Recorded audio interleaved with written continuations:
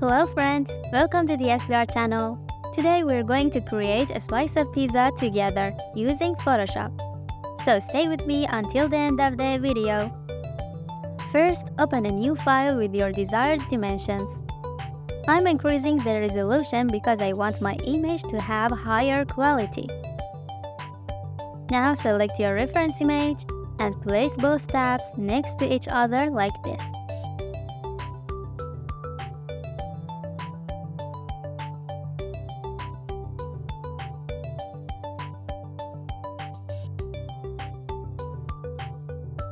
To start, first unlock the background layer.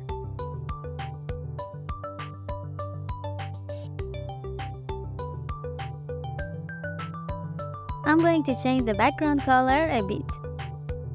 Now create a new layer and start your sketch on that.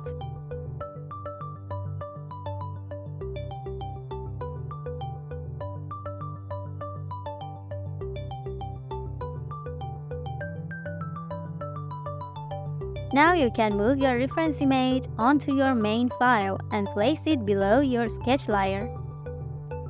You can use this method to make adjustments to your sketch. But keep in mind that you should always create the initial sketch yourself.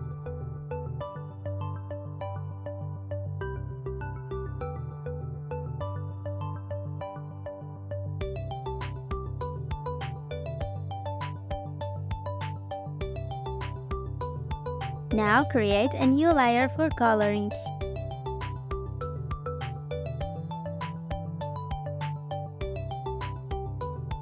Reduce the opacity of your sketch layer so the lines become lighter, allowing for better coloring. Select your preferred brush and start your coloring using the base colors.